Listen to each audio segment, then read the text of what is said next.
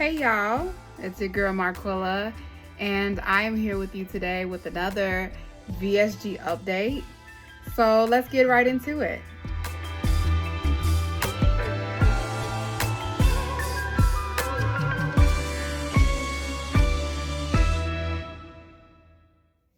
Quick introduction. My name is Marquilla. I'm a mom of 6, which includes 2 of my fur babies. I am a wife. I am a weight loss surgery and wellness influencer, as well as a certified health and wellness coach, where I help women in their 30s and 40s reclaim their lives to become their most vibrant and confident selves by creating a mindset, a transformation mindset, and take aligned actions to striving or reaching for their life and professional goals. In this blog, or in any of my blogs, you may have seen my work. I am a host of a live stream show called The Whole You Candid Conversations, which air weekly every Thursday night on Facebook, as well as here on YouTube at 7:30 p.m. Central Standard Time. Currently, I am taking sort of a little break just to rebrand and kind of realign the vision with my show. So I will be airing real soon with new episodes. And I also share my journey after having weight loss surgery. I had the gastric sleeve surgery back in October of 2021, and I am officially 11 months post-op.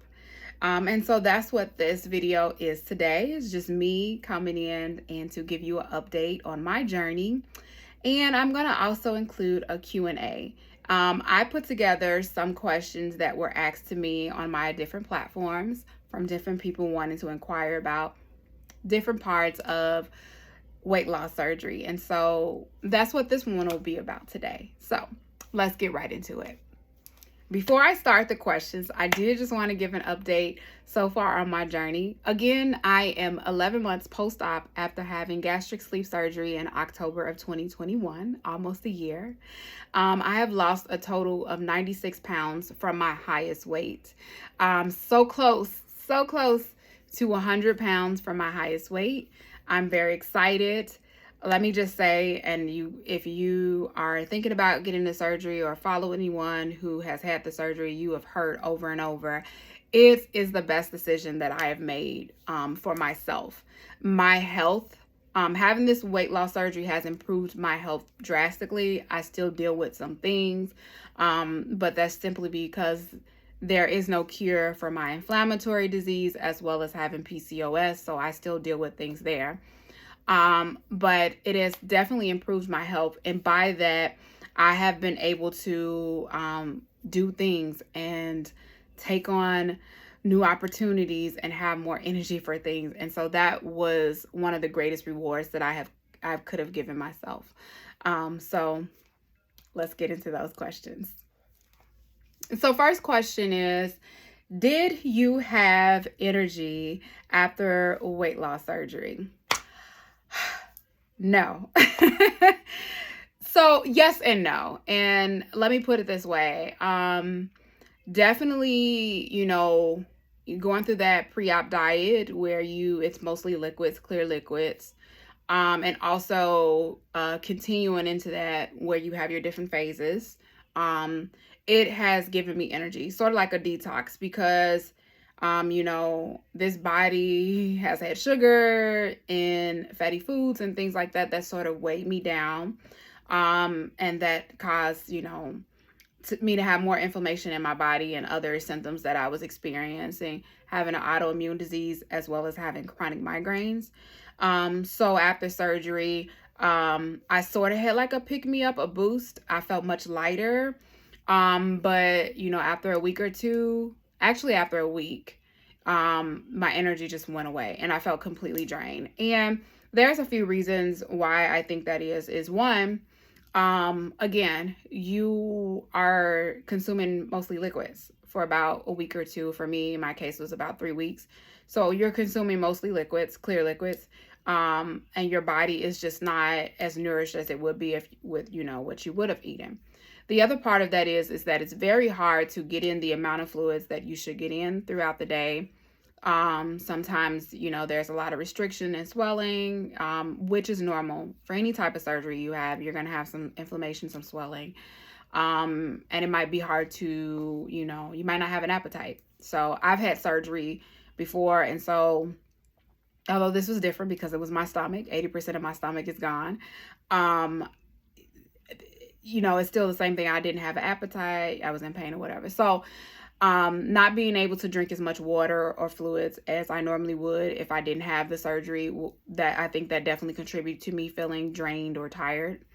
I actually went to a wedding 1 week out after my surgery, post-op, 1 week post-op, and the day prior to the wedding, my surgeon or the nurse practitioner, she asked that I wanted to have a B12 shot. And I was like, sure, let me try that. I've never done that. I never did a B12 shot, or I've never had a B12 shot. So anyway, I did that, and I just had like this boost of energy. So when the wedding, the next day when I went to the wedding, I had this boost of energy. I was dancing. I was like moving and shaking. And everyone was like, just chill. Just sit down. I did not listen. I felt like I was on cloud nine. I just had like this boost of energy, and I was just like ready to move. Well, the next day I was completely drained.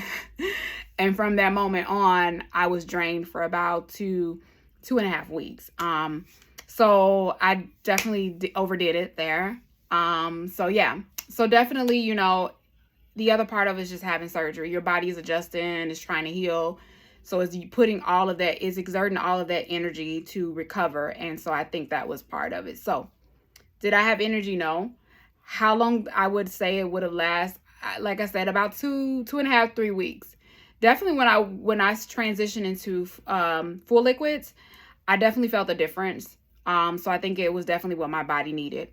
One of the things I did try to do to recover was just to try to push more fluid, sip as much as I could. And it also helped. And I know this sounds crazy, I rested when I needed to, but I also made it a point to walk. So like if I couldn't do too much, I lay down or I sat down. But I also made it a point to walk. And also that balance, I know a lot of people don't think that exercise gives some, you know, they don't think that can give you energy, but it actually does. Movement gives you energy. So I rested when I needed to, but I also moved my body so that the blood was circulating through my muscles. I wasn't stiff, because it's very easy to get stiff, and get me pumping. And walking is also good because it promotes healing. So that's why everyone has to walk. So yeah, that's what I did with that. Let's get into the next question. So the other question is, did I lose my hair? Yes. I don't know if you guys can kind of tell. My hair is a little flaky from the gel. But, and I also have PCOS again, so I have really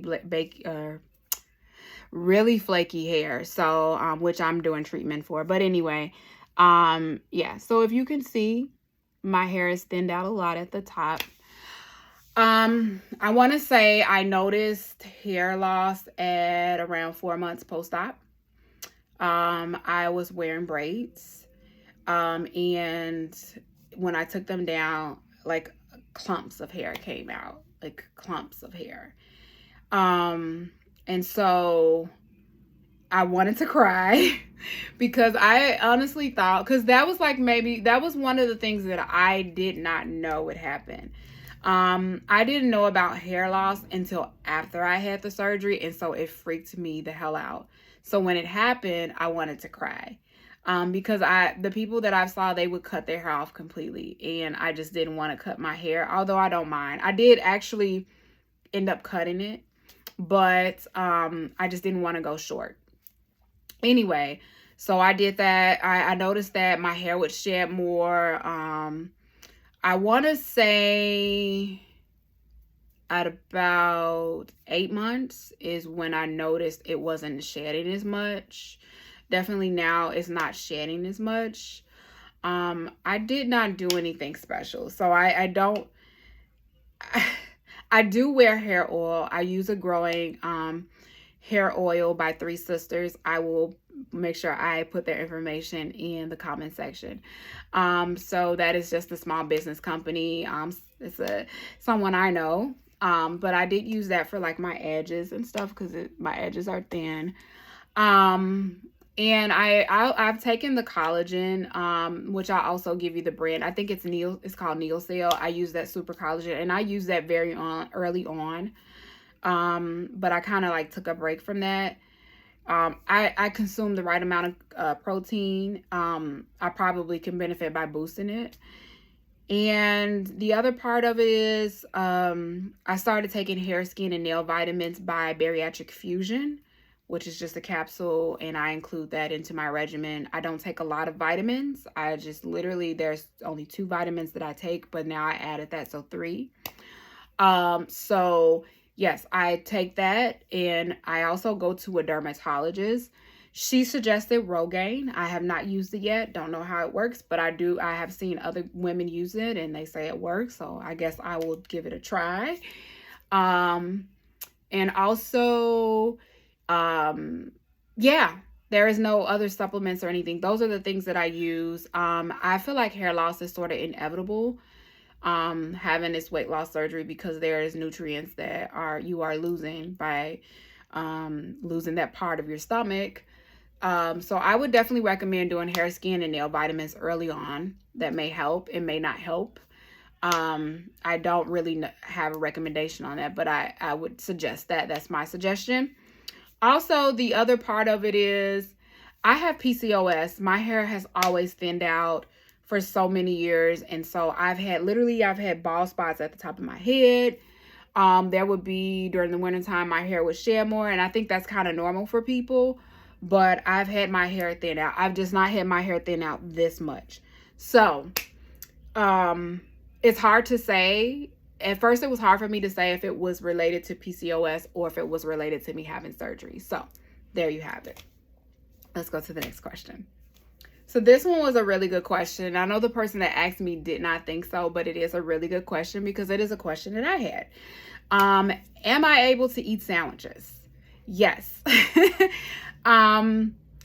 If you are anybody that's had this surgery, or if you're very early on within the stages or the phases of your diet, transitioning your diet, once you get to the solid foods, it is very scary because you're like, what can I eat? How much can I eat? You might think like, am I going to stretch my stomach, or am I going to hurt myself? Am I going to make myself sick? I cannot give you a solid yes or no for that. Because everybody's body is different, and everyone's tolerance for food is different. So I had no issues. There was definitely some foods like drier meats or whatever, like meats that were more dry or tough, I couldn't do at first because it just felt stuck. But I just made sure I just ate slow, or I would take my time. But as far as sandwiches, I was able to eat sandwiches. Now, in the beginning, and it's so crazy. It just depends. But in the beginning, I was only able to eat like half of a sandwich, and it would be like a small sandwich. And I would do like the half buns, whole wheat keto bread, or I would just do one bun. So like I'll eat, one of my sandwiches, my go-to was like the pulled chicken. And I would put that on a keto bun, and I would just eat one bun and eat it that way. So yes, I was able to eat the sandwiches. The amount of meat I wasn't putting, like if I did like deli turkey, I wasn't putting enough meat on there. And my dietitian was like, no, it needs to be 4 ounces and stacked on if I'm doing like a sandwich. And so that was kind of hard for me. So I've tried all types of breads. Keto bread is I wouldn't say it's very good, but it's easy to digest. Whole wheat, I like whole wheat bread. I would even do lettuce sometimes, like a lettuce wrap. And also like I would do the whole grain bread wraps. I will give you that name because I can't think of the name right now. So those are some things that I use to eat a sandwich. And you might start off small, and that's fine. And my doctor literally would say, like, if you only do a few bites, that's fine. So if you can't eat, don't look at it like I need to eat the whole thing. Do what you can. Your stomach might not be able to take it all, but over time, you will gradually be able to eat more.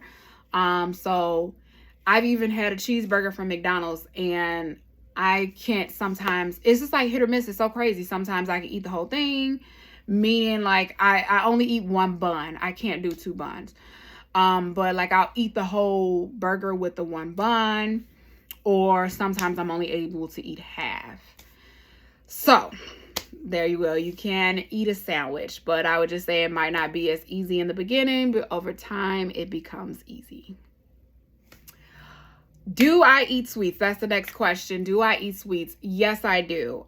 In moderation. I am a sweets lover, and yes, have I gone overboard? Yes. My stomach usually will tell me like, okay, that's enough. One of my kryptonites is ginger snaps. Like, oh, so I just like, I have to stay away because I'll just eat them. And that's the thing, like, when it comes to eating, like right now, my doctor doesn't recommend snacking, so I don't snack right now. I know some people are different. They're able to eat a snack, but I don't. But the other things is he doesn't recommend I eat like cookies or crunchy crumbly. Now, they'll say don't eat these things, but in all reality, you might do it. But it's to help you be mindful. And so these type of foods are nutrient dense foods, and also they don't fill you up, so you'll eat them and you might not feel full. So you have to be careful with those types of foods. So when it comes to sweets, for me, I moderate what I eat, and I try not to overdo it. I'm not even gonna lie to you and say, yeah, I'm perfect every time. I'm not. I'm a lie. I wouldn't even lie like that, because I just don't feel like it's helpful to lie. And I want to be honest and realistic with you, because this journey of mine is me being vulnerable and transparent. And so, yes, I do struggle sometimes. And that's the thing. It doesn't go away. The cravings don't go away. It's something that you have to work at and be mindful of. And so my advice to you is enjoy your sweets in moderation. Some people can't even tolerate the sugars. It upsets their stomach, cause them to have headaches, or they dump. I have not experienced dumping after surgery. I've had my gallbladder removed about 7 years ago, and I experienced dumping there. So like, I don't really experience it. Have I had it happen? Yes. The other thing is I had some Raisinets. I went to the movie, had some Raisinets, and I had some really severe gas pains. I was in the ER the next day. So like, I know, like, I can't eat that, so that's the other part I say is trial and error. Sometimes you have to try things to see if you can eat it. If you can't have it, you can't have it. So don't deprive yourself. Always do things in moderation. How did you break a stall? Oh my God, that is the $1 million question.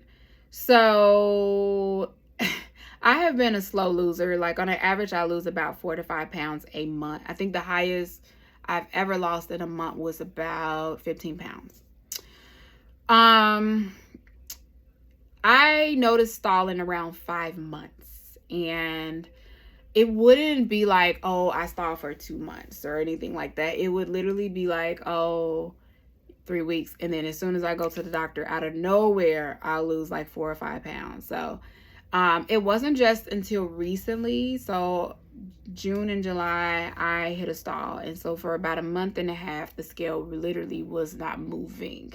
So, and then I lost 6 pounds. So, but I'm kind of stuck at 177, and the scale sucks because most times I'll be 177, and next thing you know, it'll say like 178 or whatever, 179, but it's 177 is where I stay.